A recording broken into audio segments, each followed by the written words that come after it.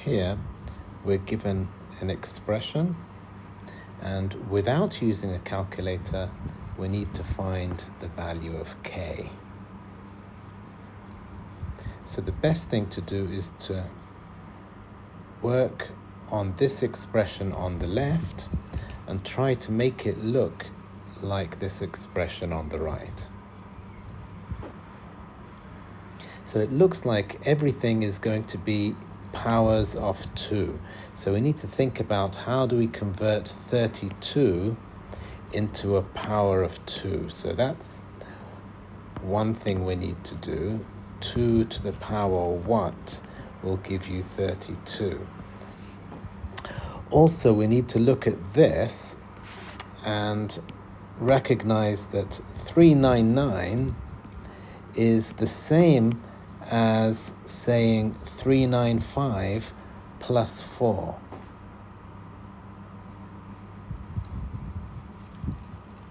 Okay, the reason we do that is because we can then say that this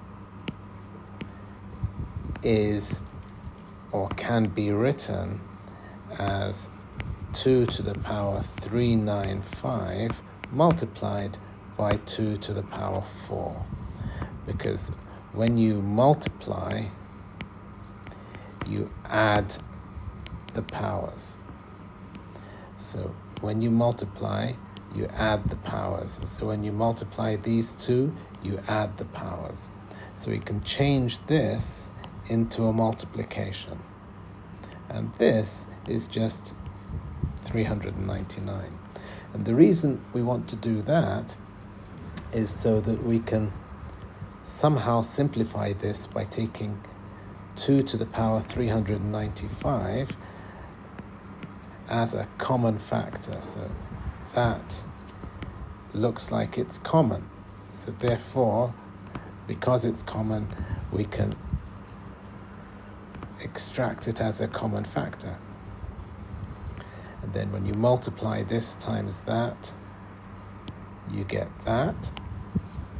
And when you multiply this times that, you get that. And 32, remember I said we need to rewrite that as a power of 2. So 2 to the power 5 is k. And remember, when you have something raised to a power raised to another power, you multiply the powers. So m is multiplied by n, so 5 is multiplied by k. So now we have a nicer expression where everything is in terms of powers of 2. And we can simplify this because 2 to the power 4 is 16, so I can replace that with 16. And then 16 minus 1 is 15, and that 15 cancels with that 15. So you end up with this equal to that. And therefore, the powers must be the same because the base is the same. So 2 to the power 395 is 2 to the power 5k. That means 395 must be equal to 5k. Now you simply divide by 5 and that'll give you your value of k. So that's your answer. You can obviously check that with a calculator, but we're asked to solve it without using a calculator. So that's the first part. Second part of the question, again, without using a calculator, we need to find this value t such that this left-hand expression is equal to the right-hand expression. So I've rewritten 16 as 2 to the power 4, just so we have everything in terms of 2. So this can be written as a power of 2, this can be written as a power of 2, this can be written as a power of 2. Okay, so 4 is 2 squared, and 16 is 2 to the power 4.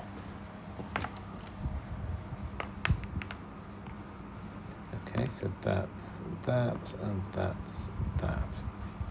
Next, whenever you have a cube root, you can write that as something to the power 1/3.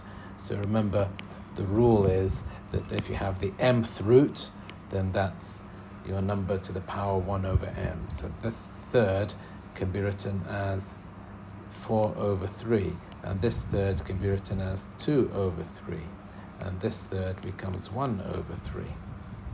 So that's our next step.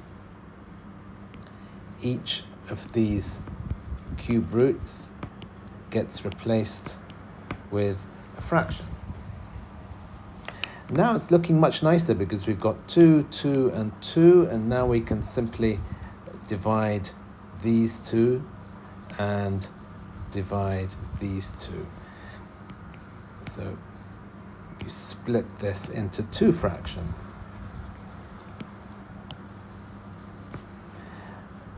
And that's good because when you divide, you subtract the powers. As long as this is the same base, you can subtract powers. And again, you subtract powers. So I can say that 4/3 minus 2/3 is 2/3. And 1/3 minus 2/3 is minus 1/3.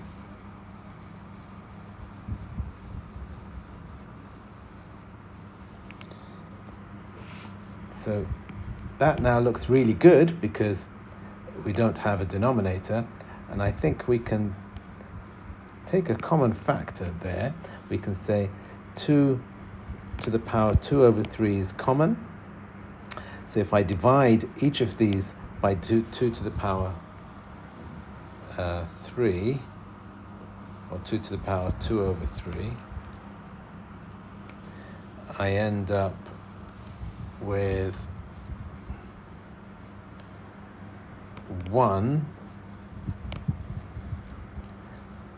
and again minus 1/3 minus 2/3 will give you minus 1, so that's where I got this minus 1. And you can check that, because if you multiply these two, you're going to add 2/3 and minus 1, and 2/3 minus 1 equals minus 1/3, and that's what we have here. So we've now simplified it even further. The next step is to try to make it look like that. So we're almost there. So if we remember that 2 to the power minus 1 is just 1/2. That's just 1/2 to the power 1. And then 1 minus half will give us half. And now, remember, we have 2 to the power 2/3. We can change this once again into a cube root. And the reason we do that is because we want to make it look like t cubed square root of 4. So I'm trying to find a 4 in here. So 2 to the power 2 is a 4. So this is that. And this half is this half. So now I just need to make that look like t cubed, or t times cube root of 4. So clearly t is equal to a half, because this is equal to this. So t is equal to a half, and that's our final answer. So the trick in questions like this is to keep manipulating the left-hand side to make it look like the right-hand side. And always, when you have numbers that look like they have a common base, try to rewrite them as powers of that common base. So 16, 2, 4, and 4 can all be written as 2 to the power something.